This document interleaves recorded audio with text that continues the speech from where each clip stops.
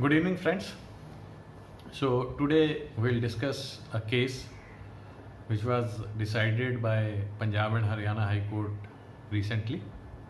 It was decided on 15th of May 2020, in which once again Punjab and Haryana High Court has decried the misuse and abuse of provision 498A of Indian Penal Code.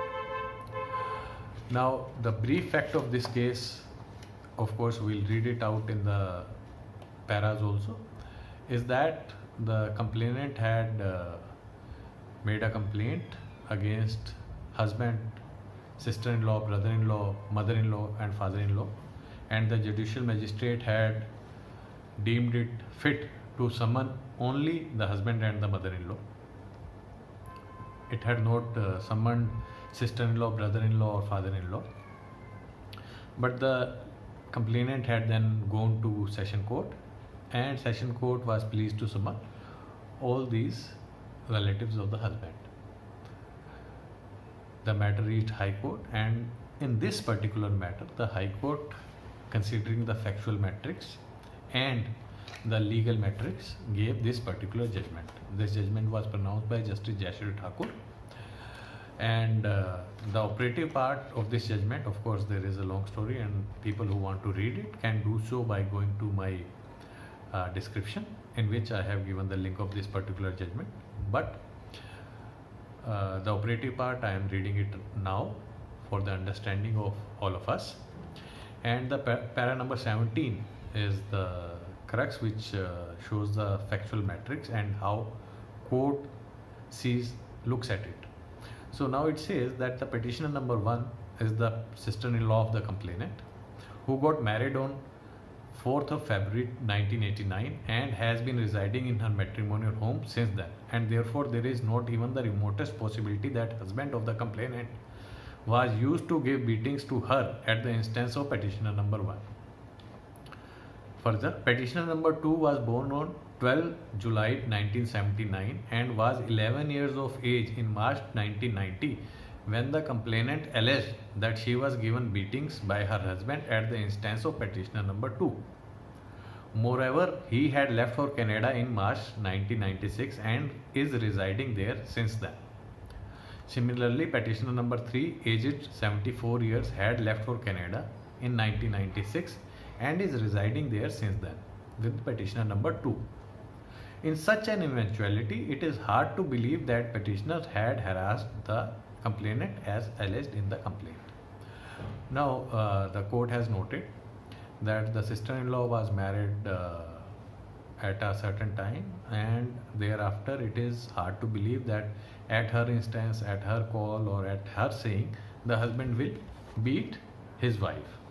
Secondly, it has said that the brother-in-law, who was merely 11 years of age at the time of alleged incident, it is very difficult to believe that the husband will listen to a 11-year-old child and give beatings to his wife because of that.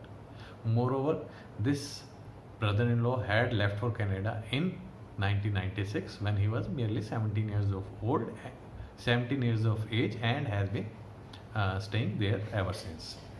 The father-in-law also moved along with the brother-in-law and is residing in Canada and is now 74 years of age.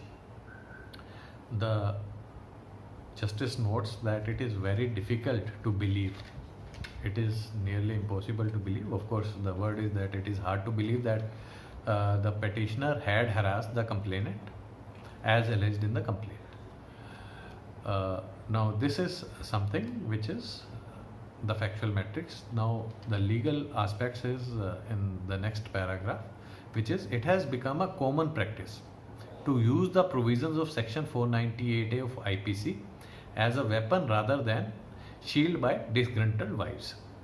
The simplest way to harass is to get the relatives of the husband roped in under this provision, no matter they are bedridden grandparents of the husband or the relatives living abroad for decades. The case in hand is also of the similar nature. The complainant has failed to make out a prima facie case against the petitioner regarding allegations of inflicting physical and mental torture to the complainant or demanding dowry from her. The complaint does not disclose specific allegations against the petitioners except casual reference to their names that husband of the complainant gave her beatings at the instance of the petitioners. The Honorable Supreme Court, now of course it draws power from the Supreme Court judgment. The Honorable Supreme Court in Geeta Mehrotra versus State of UP 2012 case quashed the FIR registered against the unmarried sister of the husband on the ground that prima facie case was not attracted against her in the absence of specific allegations. Now, my dear friends, we have seen that how court has taken a reference of a Supreme Court judgment and drawn power from it, and has mentioned categorically that it has become nature or habit of disgruntled wives to file criminal cases without any basis against the relatives of the husband. Of course, the relatives of the husband are roped in so that pressure can be created on the husband to settle the case on favorable terms of wife. This is not the first time that a High Court or a Supreme Court has given judgment which is in favor of husband and quashed the case because they find that it is misuse and abuse of process of law. I am sure that government is not going to pay any heed to this particular judgment also, but everybody of us should pursue our MPs, MLAs, our councillors to go ahead and make demand for making 498A bailable and compoundable, to say the least, though there is an urgent need that this provision of law should be abolished. However, I think that right now it is a tall order, so at least we should make a demand that there should be at least a prima facie evidence for lodging this case, as well as this provision should be made bailable and compoundable.